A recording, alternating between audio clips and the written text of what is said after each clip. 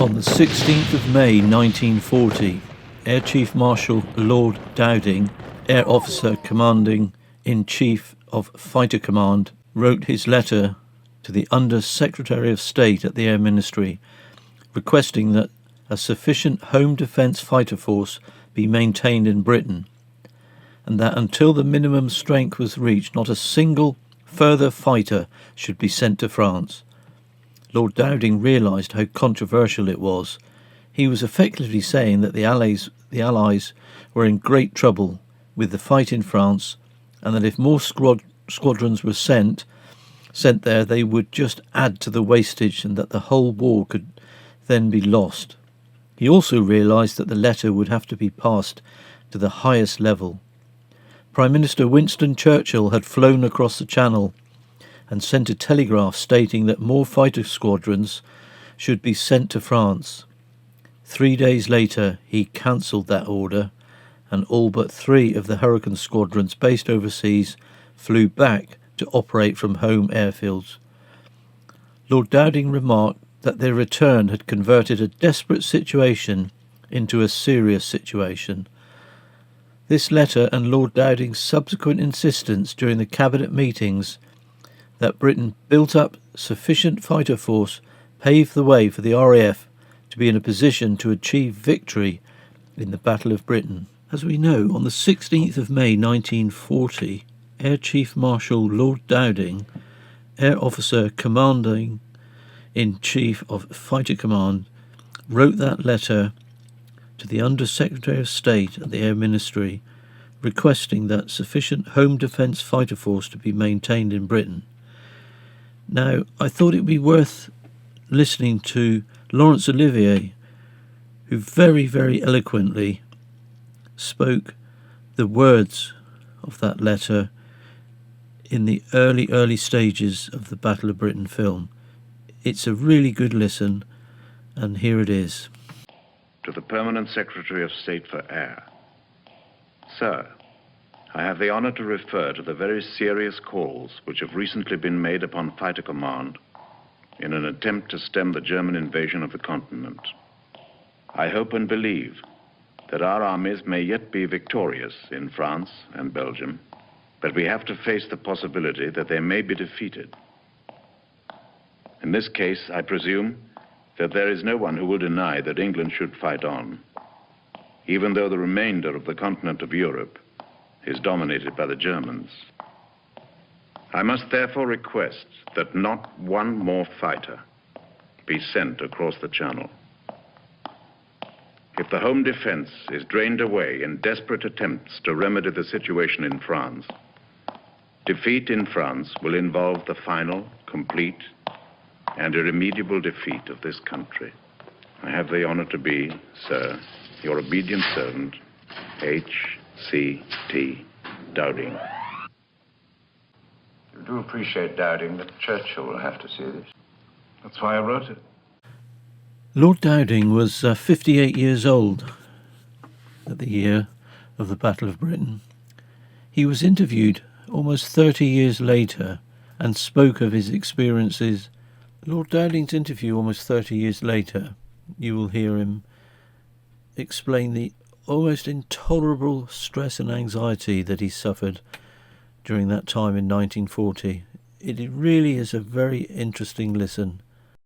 Lord Dowding, as you sit here nearly 30 years after the events, that period of 16 weeks that has now been called the Battle of Britain, what memories are uppermost in your mind? Well, the overriding memory is one of intolerable stress, mingled, of course, with anxiety that so much depended on our shoulders in the Fighter Command to prevent the country being invaded and vanquished, and partly simply because of the enormous quantity of work that had to be done. Because not only was I engaged in the day-to-day fighting of the time and its results and so on, but also the period of night fighting was just beginning then, and we were but one didn't only need to be in a promising position, one had got to strain every effort to expedite the results of the work that I knew was going on. On the 20th of April 1940, Keith Park took over from Air Vice Marshal William Welsh as commander of a No. 11 Group, responsible for the fighter defence of London and the South East. He'd only shortly before been promoted to acting Air Vice Marshal, and he was working under Hugh Dowding. Hugh Dowding, when interviewed post-war, had this to say about Keith Park and his contribution to the Battle of Britain. How do you rate Air Vice Marshal Park and his contribution to the battle? Well, I rate him to this extent that I say, if it hadn't been for Park, we shouldn't be here today.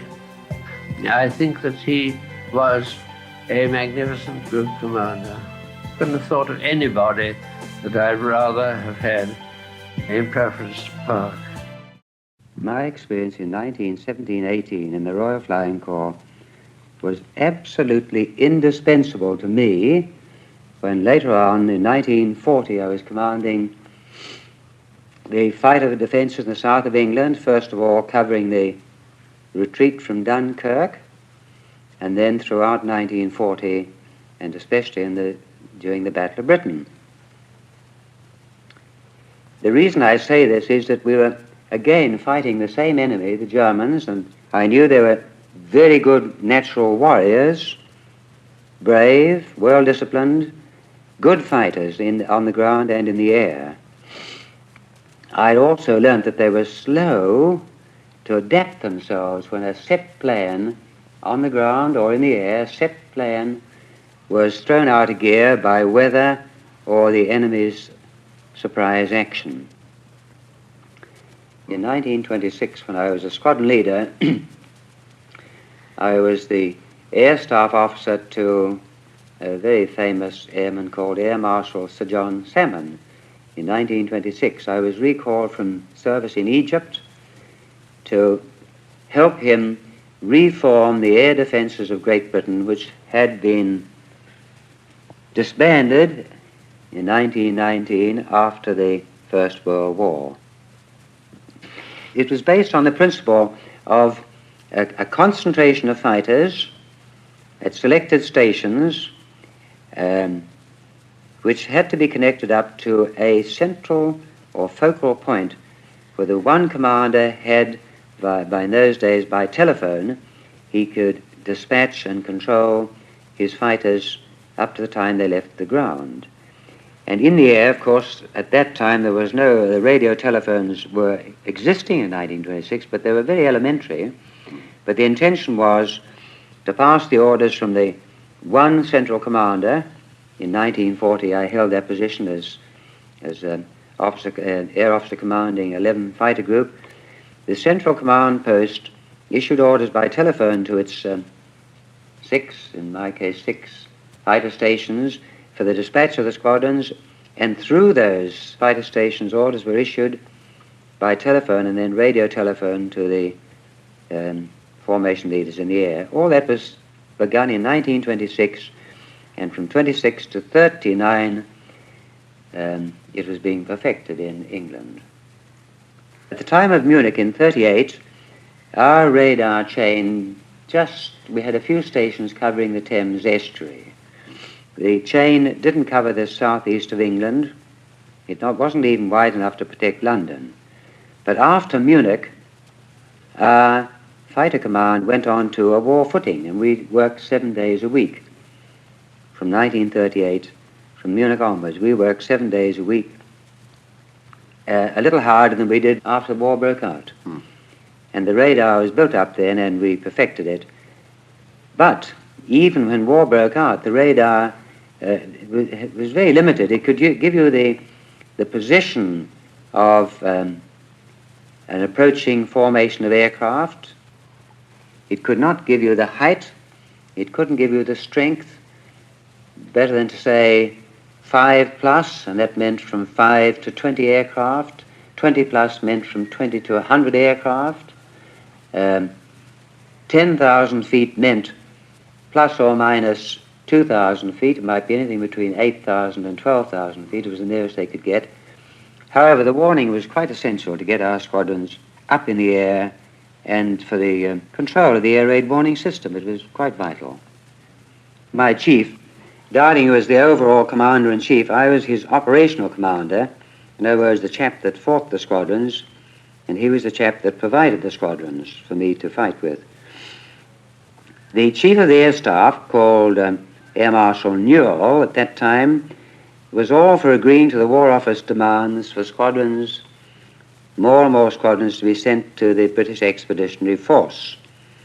Dowding saw he had no confidence in the French army, and he thought they were going to fold up in the face of the German onslaught of their armoured divisions, their armour and their Luftwaffe, and he quite rightly refused to obey the orders of the Air Ministry to send more squadrons to France, and he appealed to the War Cabinet. And he appealed to Mr. Churchill, who fortunately for us agreed not to send any more fighter squadrons to France at a time when the aerodromes were all being bombed and captured. The intelligence we have of the Luftwaffe, I think, was extremely poor, looking back now. For instance, after Dunkirk, after the evacuation of Dunkirk in June 1940, I frequently rang up the Air Ministry, the head of the intelligence department, knowing that the Battle of Britain was about to begin, and asked him for the strength and disposition of the German fighter squadrons opposite me. And I couldn't even get that basic information on which to plan my battle before it started, nor even while it was in progress. We in the 11 Fighter Group in the south of England, we were working feverishly, one, filling up the gaps in the pilot strength after the fighting over Dunkirk, re-equipping and retraining our new pilots to getting ready for the Battle of Britain. Further, we were extremely busy preparing alternative landing grounds. Each of my 6 main stations had at least one alternative, we call satellite landing ground, so that if the main aerodrome were bombed out of action, which they were later on temporarily, at times for a few hours, we could land and take off our squadrons from alternative aerodromes. We were busy clearing those and preparing them and organizing telecommunications and wireless communications for alternative operations rooms. We were extremely busy during that interim period between Dunkirk and August. It's customary to divide the battle into 3 phases, but really I would divide it into 4. First of all, from the middle of July till the 7th of August, there was a clear offensive, a clearly defined offensive by the German Air Force against our British shipping in the south of England and in the Channel, against our naval bases and our commercial ports. And that was followed by phase 2, I call it, from the 8th of August till the 18th of August, when Goering was attacking our ports and naval bases, and also he started attacking my coastal aerodromes, forward fighter aerodromes. That was followed by phase 3, when the Luftwaffe concentrated for a period of 3 weeks on knocking out my main fighter aerodromes in the south and southeast of England. And that was a most critical period. And the last period was between the 8th of September and the 6th of October, when Goering concentrated his day bombers on London, the London docks, aircraft factories, and other cities in the south of England. Hugh Dowding's leadership and the support of Keith Park helped the UK win the Battle of Britain in 1940 and prevent the Germans from invading the UK. Air Chief Marshal Hugh Dowding, who was head of Fighter Command, was, at 58 years of old, relatively old for a senior command in 1940. He had been long due for retirement, and he agreed to a third postponement on the 10th of July, the day the Battle of Britain officially began. The main phase of the Battle of Britain lasted a month, from Eagle Day on the 13th of August to Battle of Britain Day on the 15th of September. However, at a meeting of the Air Council on the 17th of October, Hugh Dowding and Keith Park found themselves on the defensive. By the 25th of November, Hugh Dowding was gone. He'd retired. Keith Park soon followed, and he was moved on the 18th of December from 11 Group to Training Command. He was replaced by Leigh Mallory, the former commander of 12 Group. Air Chief Marshal Sir Trafford Leigh Mallory took over as commander from Keith Park.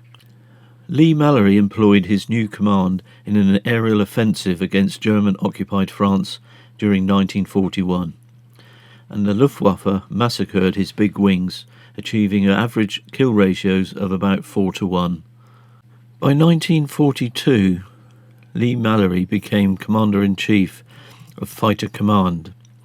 We're now going to hear a short speech that he gave back at during those days of 1942. I think you'll find it really interesting. Since the dark days 3 years ago, when the few defeated the many, Fighter Command has become a great offensive striking force. Its present strength is considerably greater than it was in September 1940. Besides which, Britain has built up huge formations which have defeated the Luftwaffe in Italy and the Mediterranean. None of this would have been possible but for the major defeat, for it was a major defeat and the first Nazi setback inflicted on the German Air Force in the Battle of Britain. Today, the fighter pilots of Fighter Command are as eager to bring the enemy to battle as were the men of 1940. But today, they have to go out to seek him. The roles are reversed, but with this difference. The scores are still well in our favor, even when fighting over hostile territory. We have established, on the foundations laid in the Battle of Britain, complete air supremacy over the Channel and within fighter range over occupied Europe. I really hope you found this short film interesting. I just tried to portray some of the events during the Battle of Britain, and particularly the leaders. That featured Hugh Dowding, Keith Park and Leigh Mallory. I look forward to seeing you on the next one. Take the greatest of care. All the very best. Cheers for now.